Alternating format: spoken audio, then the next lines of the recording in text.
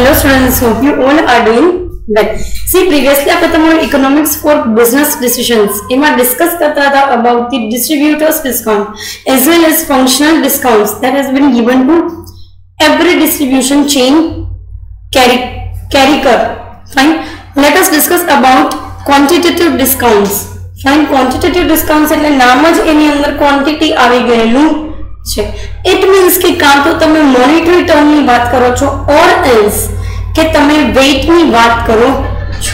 બરાબર. If we talk about goods, fine, તો obviously જે છે એ આ લોકો weight એટલે કે તમે બને એટલું જે છે એ maximum units નો order આપો or else કે monetary terms માં કહે છે કે બને એટલો વધારે પૈસાનો order આપો. Fine. So let us talk about quantitative discount. These are the price concessions based on the size of lot purchased or at a particular monetary aspects. See, શું કહે છે કે ભાઈ એક લોટ સાઇઝ કે તમે કેટલું મેક્સિમમ જે છે એ પરચેસ કરી જાઓ.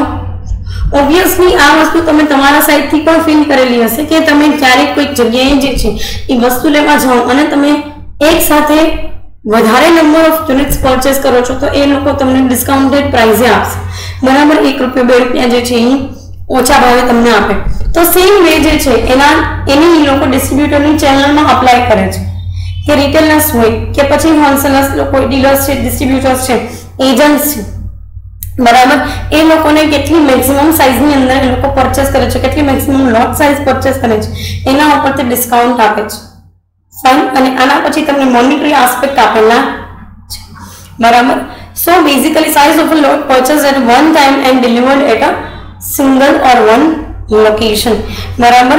એક એવી પર્ટિક્યુલર વસ્તુ કે જેમાં તમે યુનિટ્સ ઉપર ઓર વેઇટ ઉપર ફોકસ કરો. These discounts are thus related to the size of a single purchase. પછી આ બલ્કમાં વસ્તુ જે છે એ સિંગલ પરચેસમાં હોવી જોઈએ. ઇટ મીન્સ કે તમે પર્ટિક્યુલરલી એક વખતમાં બલ્ક પરચેસ કરતા હોવા જોઈએ. હું એમ કહી દઉં કે અત્યારે હું 500 યુનિટ લઈ જાઉં, પછી પાછા 500 યુનિટ લઈ જઈશ ને પછી પાછા 2000 યુનિટ લઈ જાઉં તો નહીં, કારણ કે તમારા પરચેસની અંદર કોઈ કન્સિસ્ટન્સી નથી. તો એ લોકો માટે તમને ડિસ્કાઉન્ટ દેવું ફિઝિબલ રહે નહીં. ફાઇન. તમે ક્યારેય પણ કોઈ પણ એક બે વસ્તુ જે છે એ લો તો એ લોકો તમને ડિસ્કાઉન્ટ નહીં આપે, પણ એક સાથે તમે 50 યુનિટ્સ કે 100 યુનિટ્સ લ્યો છો તો એ લોકો તમને ડિસ્કાઉન્ટ આપે. અને આ પણ હું હજી તમને રિટેલર અને કન્ઝ્યુમર જે છે એના પર્સપેક્ટિવ થ્રુ કહું છું. બરાબર. But if you talk about distributors or dealers or wholesalers, big wholesalers, તો એ લોકો જે છે એ સિંગલ પરચેસની અંદર બલ્કમાં પરચેસ કરતા હોય. બરાબર. કોઈ પણ એક વસ્તુ છે એ મિનિમમ એ લોકો 100 ડઝન્સ ઓર 200 ડઝન્સ જે છે એની અંદર લેતા હોય અને તો જ મેન્યુફેક્ચર લોકો જે છે એને આ વસ્તુ વેચવી સસ્તી પડે. હા, એક વસ્તુ તમને પ્રેક્ટિકલ સેન્સ કે પ્રેક્ટિકલ ગ્રાઉન્ડની અંદર કહી દઉં છું કે એ લોકો 100-200 ડઝન પણ નહીં, બરાબર, 500 ડઝન, 1000 ડઝન એટલી વસ્તુ જે છે એ લે છે અને એના થ્રુ માર્કેટની અંદર પોતાની ડીલરશીપ કે પોતાની જે કંઈ પણ હોલસેલરશીપ જે છે એને પરફોર્મ કરતા. બરાબર. કારણ કે તો જ એને લેવું સસ્તું પડે અને તો જ કોઈ પણ મેન્યુફેક્ચરર જે છે એને વેચવું સસ્તું પડે. તમે એક આરે 500 નો ઓર્ડર દો, બરાબર, તો 500 યુનિટ એના માટે કોઈ વસ્તુ છે નહીં અને એનાથી એની કોસ્ટ પણ રિડ્યુસ થાય નહીં, કારણ કે મેન્યુફેક્ચરનો સૌથી મોટો જે છે એ ગોલ છે કોસ્ટ રિડક્શન. એની તમે બલ્ક પરચેસ કરો તો જ એ લોકોને કોસ્ટ રિડ્યુસ થાય. And the size of lot purchase is measured in terms of either physical units or in terms of monetary units. તમે જેટલી પણ lot size purchase કરો છો કાં તો તમે એની physical units, બરાબર, કેટલા યુનિટ છે કે કેટલો વેઇટ છે કે કેટલા લીટર્સ છે એના બેઝિસ ઉપરથી મેઝર આઉટ કરતા હોય અને કાં તો ઉપરથી જે છે તમે એને મોનેટરી ટર્મ્સના બેઝિસ ઉપરથી લેતા હોય કે ભાઈ આટલા રૂપિયાનો માલ લીધો, આટલા રૂપિયાનો માલ લીધો. અને બહુ સીધી સાદી વસ્તુ છે કે બેમાંથી એક જ વે જે છે એના થ્રુ તમે જઈ શકો in terms of discount. Fine. Most of the કેસીસની અંદર આપણે અહીંયા જે છે એ મોનેટરી યુનિટ્સ ઉપર જઈએ છીએ, મોનેટરી ટર્મ ઉપર જઈએ છીએ. બરાબર. કેટલા લાખ, કેટલા કરોડનો ઓર્ડર પ્લેસ કરવામાં આવે છે એના બેઝિસ ઉપરથી એ પર્સનને ડિસ્કાઉન્ટ દેવાય છે. Where goods are homogeneous in nature, it will be easier to measure the size of purchase in terms of number or weight. બરાબર. તમારું જે કાંઈ પણ પરચેસ છે એ હોમોજીનિયસ હોય એટલે કે એકબીજા જેવું છે. સે ફોર એક્ઝામ્પલ તમે ઇલેક્ટ્રોનિક્સ ની વાત કરો તો એનું જે કાંઈ પણ મેઝરમેન્ટ થાય છે એ યુનિટ્સમાં થાય છે, બરાબર, કે આટલા યુનિટ્સ છે એ લીધા, કે પછી જે છે એ તમે એવું કોઈ વસ્તુ પર ફોકસ કરીએ કે ચલો ખાવાની વસ્તુ છે, બરાબર, અને એ પણ જે છે એ રો સેન્સમાં છે, સીધું મેન્યુફેક્ચર સાઇડથી જે છે મોટા મોટા કન્ટેનરમાં ભરાઈને આવે છે, તો પછી તમે એને વેટ ટર્મ્સ જે છે એની અંદર મેઝર આઉટ કરી શકો, બરાબર. મિલ્ક છે, બટર મિલ્ક છે, દહીં છે, બરાબર. તો આ બધી વસ્તુ જે છે એ એવી હોય છે કે ભાઈ બેઝિકલી તમે એને વેઇટમાં મેઝર આઉટ કરી શકો, કારણ કે એની યુનિટ્સમાં તો ઓબ્વિયસલી મેઝર આઉટ કરવાની નથી. પણ શું બધા વસ્તુ જે છે એને અલગ અલગ વેથી તમે મેઝર આઉટ કરી શકો. પછી વાત કરીએ હિટ્રોજીનિયસ. દરેક પ્રોડક્ટનો નેચર અલગ અલગ હોય તો તમે એને શું એક જ કેટેગરીમાં મૂકી શકો ના. મારી ડેરી છે પણ એ ડેરીની અંદર હું દૂધ, દહીં, છાશ, એની અંદર પંખા ટેબલ ફેન, બરાબર. તો શું હું કોઈ કેટેગરીની અંદર ડિફાઇનેબલ છું? તો સિમ્પલી જે છે એ તમે એક પર્ટિક્યુલર કેટેગરીની અંદર ડિફાઇનેબલ હોવા જોઈએ, તો જે લોકોની ઇઝી રીતે તમને ડિસ્કાઉન્ટ આપવું. ફાઇન. સો એ એક પર્સપેક્ટિવ આપેલો છે. આગળ તમને કહે છે કે quantitative discounts would therefore relate to the physical size or the money value of the lot, depending upon the product, and seller may introduce slab for quantity discounts given to the purchaser of the biggest size.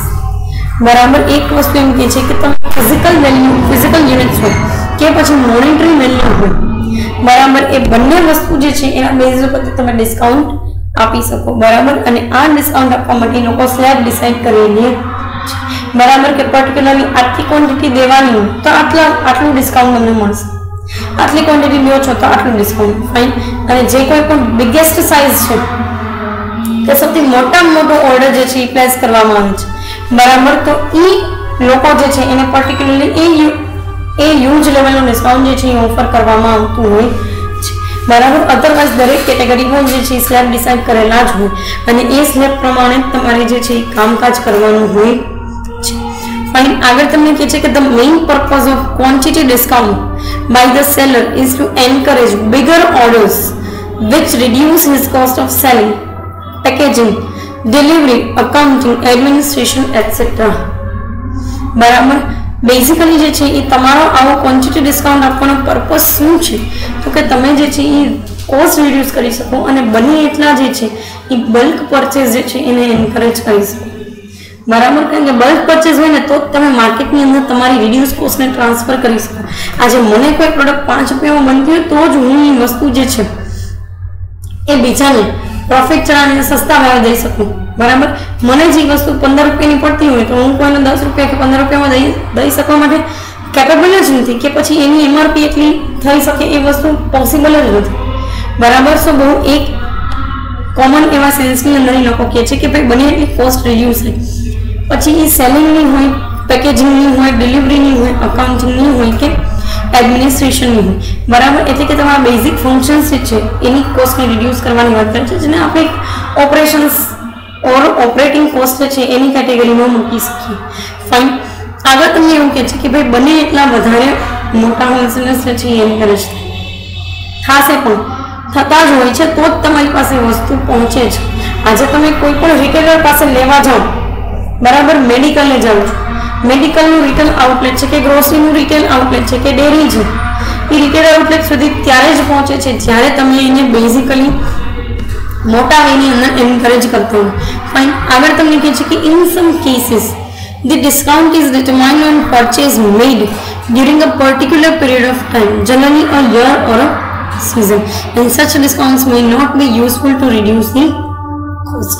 એક વસ્તુ છે કે જો કોઈ પણ વસ્તુ જે છે એ સિઝનલ છે અને એ વસ્તુનું વેચાણ સિઝનમાં જ થાય છે, બરાબર, તો કદાચ આ વસ્તુ જે છે એનું ડિસ્કાઉન્ટ તમે મેઝર આઉટ કરી શકો નહીં, કે પછી એ ડિસ્કાઉન્ટની જે છે એ એક પ્રોપર એસ્ટાબ્લિશમેન્ટની અંદર કે સ્લેબની અંદર મૂકી શકો નહીં.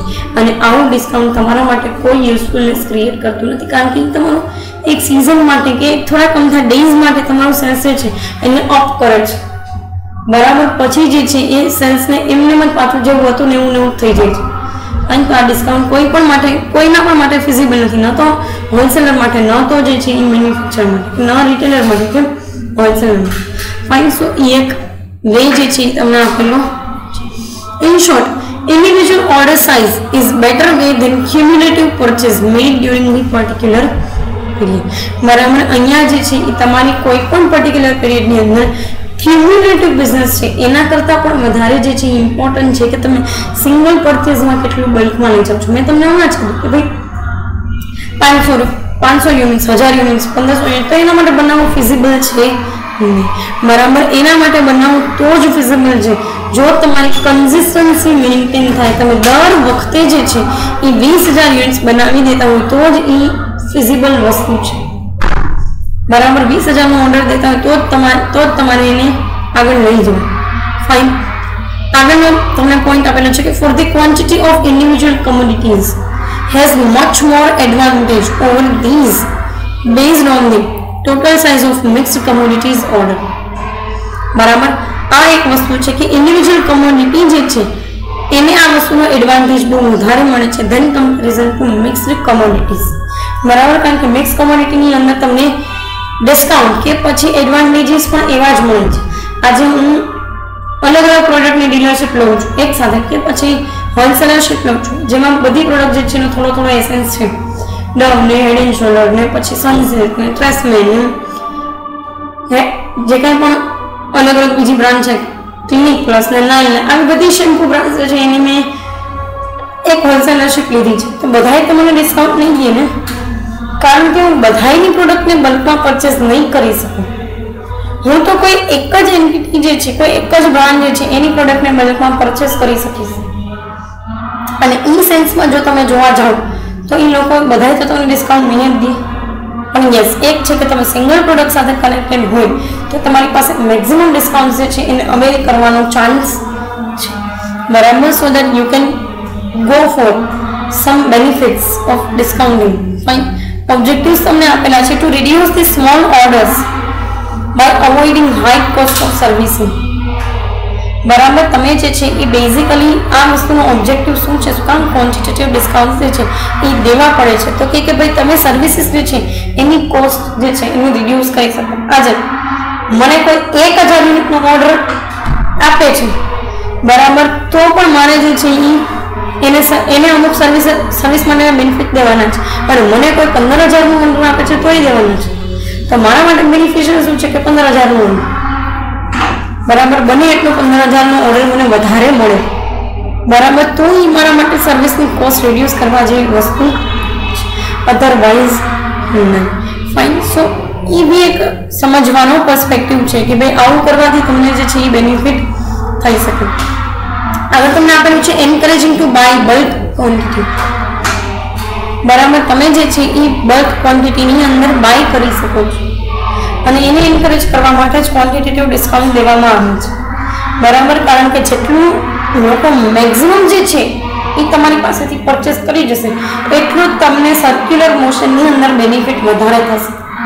પછી એક જણા નહીં, બીજા પણ ઘણા બધા લોકો તમને ઓર્ડર્સ આપશે અને તમારું મેન્યુફેક્ચરિંગ સાયકલ જે છે એમાં પણ તમે ઓપ્ટિમમ લેવલ સુધી જે છે એ યુઝ કરી શકશો. મશીનરી છે કે પછી કોઈ પણ વસ્તુ છે, લેબર્સ લોકો છે કે તમારા રિસોર્સિસ છે, બરાબર. સો બહુ સિમ્પલ એવી વસ્તુ છે કે જેટલું બલ્ક પરચેઝિંગ એટલું જ બલ્ક મેન્યુફેક્ચરિંગ, જેટલું જ બલ્ક મેન્યુફેક્ચરિંગ એટલું જ જે છે એ સર્ક્યુલર મોશનમાં ઇકોનોમીને બેનિફિટ થશે.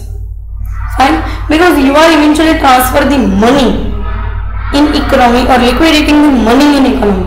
Fine. So this is all about the quantitative discounts. Particular આ સેશન માટે અહીંયા સુધી રાખીએ. કમિંગ સેશનની અંદર ડિસ્કસ કરશું ડ્યુઅલ પ્રાઇસિંગ. ફાઇન. બે અલગ અલગ વેઝ કેવી રીતે કોઈ માર્કેટની અંદર પ્રાઇસિંગ મૂકવામાં આવે છે જેને આપણે પ્રેક્ટિકલી પણ અડોપ્ટ કરતા હોઈએ છીએ. ફાઇન. સો એ પર્સપેક્ટિવ થ્રુ જે છે એ ડ્યુઅલ પ્રાઇસિંગ આપેલું છે. ફાઇન. અત્યારે અહીંયા સુધી રાખીએ. Thank you so much.